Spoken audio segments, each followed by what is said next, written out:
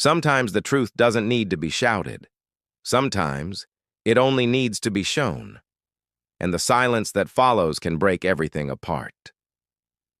The envelope sat on Sophie's nightstand like a ticking bomb. She hadn't opened it yet. She couldn't. Every time her fingers brushed against it, her chest tightened, her eyes welled with tears, and her heart begged her not to look. Because once she saw what was inside, there would be no turning back.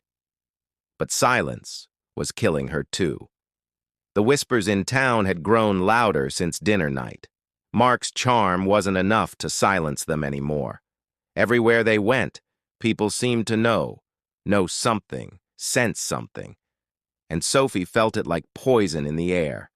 She wanted to scream at him. She wanted to throw the envelope at his face and demand answers. But no, not yet. Revenge needed timing. Revenge needed patience. And so she planned. It was a Friday night when Sophie invited Mark's family over for dinner. His parents, his sister, even a few close friends. The table was set perfectly, candles lit, wine poured. Sophie wore her brightest smile, masking the storm raging inside her chest.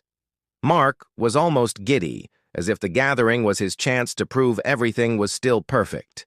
He laughed loudly, told stories with his usual flair, and soaked in the admiration of his guests. But Sophie noticed. The way his eyes darted, the stiffness in his shoulders. He was trying too hard. And then, when laughter filled the room, Sophie made her move.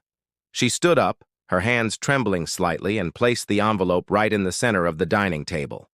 The conversation died instantly. The room fell silent. All eyes turned to her. "What's this?" Mark asked, his smile faltering. Sophie looked at him, her voice steady though her heart pounded. "Proof. Proof that the man you pretend to be doesn't exist." Mark's face paled. His hands twitched toward the envelope, but Sophie's hand slammed down over it. "Not so fast." His sister shifted uncomfortably. "Sophie, what's going on?" Sophie swallowed hard, her voice trembling with pain. "You all think Mark is perfect. The husband every woman dreams of. But behind these smiles, behind these stories, is betrayal." Mark stood abruptly, his voice sharp. "Enough! This isn't the time or the place." Sophie's tears finally spilled over. "Then when is the right time, Mark? When do I get to stop pretending I'm not breaking every single day?" The room gasped, whispers erupted, and Mark's mask cracked before their very eyes. Slowly, Sophie opened the envelope. She slid the photographs across the table. Pictures of Mark and Claire, together, laughing, holding hands, kissing. The kind of images that tore Sophie's soul apart, but she knew she had to share them.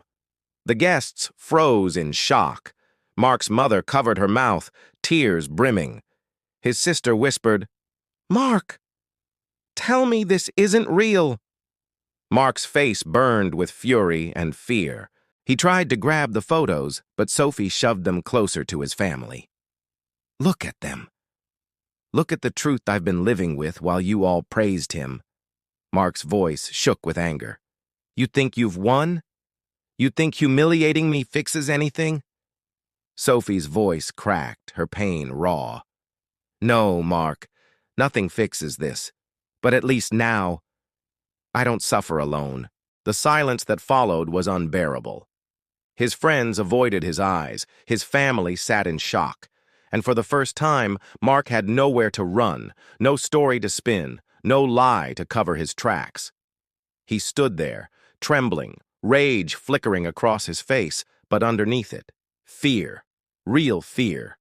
And Sophie, though shattered inside, felt something she hadn't felt in weeks: power. She had taken the truth from her heart and put it out in the open. And now Mark's perfect little world was starting to collapse, one piece at a time. Later that night, after everyone had left, Mark stormed into the bedroom, slamming the door behind him. His face was twisted with rage. "You think this ends here?" he hissed. Sophie met his glare, her tears drying into cold resolve. "No, Mark. This is only the beginning." He stared at her for a long, tense moment before storming out again, the door rattling behind him. Sophie sank to the floor, sobbing, her chest aching with every breath. But beneath the sorrow was a burning fire. She wasn't done, not until Mark felt every ounce of pain he had inflicted. If Episode 8 broke your heart and gave you chills, don't forget to like, comment, and subscribe to my channel. Share this story with someone who loves emotional drama and betrayal. Tell me in the comments, did Sophie go too far by exposing Mark at dinner? Or was this just the start of his downfall?